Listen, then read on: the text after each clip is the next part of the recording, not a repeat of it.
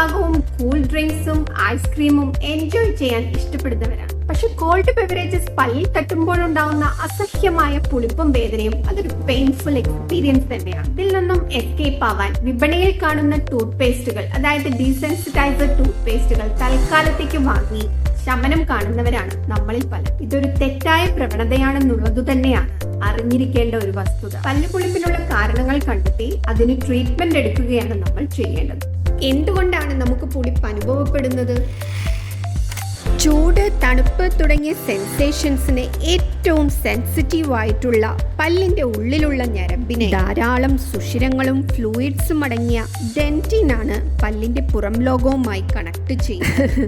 ഇവിടെയാണ് ദൈവത്തിന്റെ കരവിരുതും വികൃതിയും നമ്മൾ കാണേണ്ടത്. ഞരമ്പ് പുറത്തേക്ക് എക്സ്പോസ് ആയി പെയിൻ വരാതിരിക്കാൻ ഡെന്റിനെ കവർ ചെയ്യുന്ന ഇനാമൽ എന്ന ലെയറിനെ മൂപ്പര് മനോഹരമായി ഡിസൈൻ ചെയ്തു. അങ്ങനെ പുളിപ്പും വേദനയും ഇല്ലാതിരിക്കാൻ ഇനാമലും വേരിന്റെ ഭാഗത്തെ മോണയും പെടാപ്പാടുപെടുമ്പോൾ പല്ല് വെളുക്കാൻ തേച്ചും ഉരച്ചും അവയെ നമ്മൾ നീക്കം ചെയ്താൽ പിന്നെ പല്ലുപുളിപ്പ് വന്നില്ലെങ്കിലല്ലേ അതിശയമുള്ളൂ.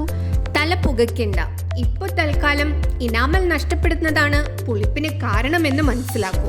അങ്ങനെയെങ്കിൽ ഇനാമൽ എങ്ങനെയാണ് നഷ്ടപ്പെടുന്നത്? ശക്തമായും അശാസ്ത്രീയമായും ചെയ്യുന്ന ബ്രഷിംഗ് ആ ഭാഗത്ത് ഇനാമൽ നഷ്ടപ്പെടുത്തുമെന്നും അവിടെ പുളിപ്പുണ്ടാക്കുമെന്നും പലർക്കും അറിയാം. ഈ ഒരു അവസരത്തിൽ ഡീസെൻസിറ്റൈസർ പേസ്റ്റ് പുളിപ്പ് കുറയ്ക്കും. പക്ഷേ ഇനാമലിന് വന്നുകൊണ്ടിരിക്കുന്ന തേയ്മാനത്തെക്കുറിച്ച് നാം അക്ഷരാർത്ഥത്തിൽ അശ്രദ്ധരാണ്. ഈ തേയ്മാനം ഇനാമലും കടന്ന് ഡെന്റിനും കടന്ന് പല്ലിന്റെ മജ്ജയിരിക്കുന്ന ഭാഗത്തേക്കെത്തി വേദനയിലേക്കും അവസാനം പല്ല് നഷ്ടപ്പെടുന്ന അവസ്ഥയിലേക്കും എത്തിച്ചേരുന്നു. അതുകൊണ്ട് പുളിപ്പ് അനുഭവപ്പെടുന്ന മാത്രയിൽ ഓടിപ്പോയി ഡീസെൻസിറ്റൈസർ പേസ്റ്റ് പർച്ചേസ് ചെയ്ത് ഉപയോഗിച്ച് കാര്യങ്ങൾ വഷളാക്കാതെ ഡെന്റിസ്റ്റിനെ കൺസൾട്ട് ചെയ്ത് ഡിഫക്റ്റ് ഫിൽ ചെയ്യേണ്ട അവസ്ഥയിലേക്ക് എത്തിയിട്ടുണ്ടോ, അതോ ഡീസെൻസിറ്റൈസർ പേസ്റ്റിന്റെ ഉപയോഗം മതിയാകുമോ എന്ന കാര്യത്തിൽ ഒരു ഉറപ്പ് വരുത്താം. പല്ലുപുളിപ്പിനുള്ള മറ്റൊരു പ്രധാന കാരണമാണ് പല്ലിലുണ്ടാകുന്ന കേട്. നേരത്തെ പറഞ്ഞതിൽ നിന്ന് ഒട്ടും വ്യത്യസ്തമല്ല ഇവിടുത്തെയും അവസ്ഥ.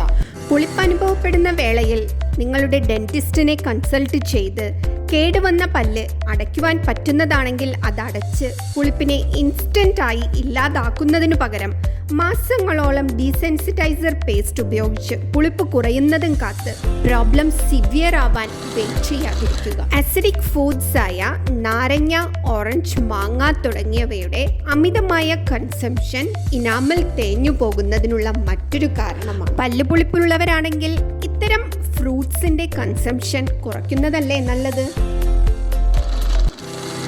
Tooth whitening tooth paste brighter smile പ്രദാനം ചെയ്യുമെങ്കിലും ഇതിലടങ്ങിയിട്ടുള്ള ചില കെമിക്കൽസ് പല്ലിനെ സെൻസിറ്റീവ് ആക്കാറുണ്ട്. ആൽക്കഹോൾ കണ്ടന്റ് ഉള്ള മൗത്ത് വാഷിന്റെ കണ്ടിന്യൂസ് ഉപയോഗവും പല്ല് കൂടുതൽ സെൻസിറ്റീവ് ആകുന്നതിന് കാരണമാകാം.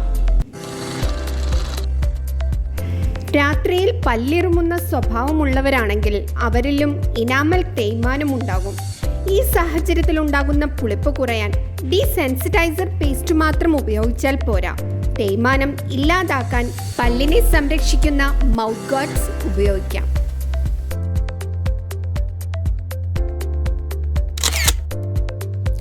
മോണപ്പഴുപ്പുള്ളവരിലും പല്ലുപുളിപ്പുണ്ടാവും. എന്നാൽ നേരത്തെ പറഞ്ഞതിൽ നിന്നും വളരെ വ്യത്യസ്തമാണ് ഇവിടുത്തെ കഥ. പല്ലിനെ ആവരണം ചെയ്യുന്ന ഇനാമൽ വേരിനില്ല. പകരം വേരിനെ കവർ ചെയ്യുന്നതും പ്രൊട്ടക്റ്റ് ചെയ്യുന്നതും മോണയാണ്. റെഗുലർ ആയിട്ടുള്ള ബ്രഷിങ്ങും ഫ്ലോസിങ്ങും ഡെന്റൽ ക്ലീനിങ്ങും അഴുക്ക് അടിഞ്ഞുകൂടുന്നതിൽ നിന്നും മോണപ്പഴുപ്പിൽ നിന്നും സംരക്ഷിക്കുന്നു. അല്ലാത്ത പക്ഷം മോണയോട് ചേർന്ന ഭാഗത്ത് അടിഞ്ഞുകൂടുന്ന അഴുക്ക് മോണ ദ്രവിച്ചിറങ്ങുകയും പല്ലിന്റെ വേരിലെ നെർവ് എക്സ്പോസ് ആയി അവ പുളിപ്പ് അനുഭവപ്പെടുന്നതിന് കാരണമാവുകയും ചെയ്യുന്നു. ഈ സമയത്ത് നമ്മൾ ഉപയോഗിക്കുന്ന ഡീസെൻസിറ്റൈസർ പേസ്റ്റ് പല്ലു പുളിപ്പ് കുറയ്ക്കും, എന്നാൽ അഴുക്ക് നീക്കം ചെയ്യപ്പെടുന്നില്ല. ഇത് മോണപ്പഴുപ്പ് എല്ലിനെ കൂടി ബാധിച്ച് പല്ല് ഇളകിപ്പോകുന്നതിന് വരെ കാരണമായേക്കാം. അപ്പോൾ ഗൈസ്, ഡീസെൻസിറ്റൈസർ ടൂത്ത് പേസ്റ്റ് ഉപയോഗിക്കരുതെന്നല്ല ഞാൻ പറയുന്നത്. Use wisely. ട്രീറ്റ്മെൻറ്റ് എടുക്കേണ്ടടുത്ത് ട്രീറ്റ്മെൻറ്റ് എടുക്കുക.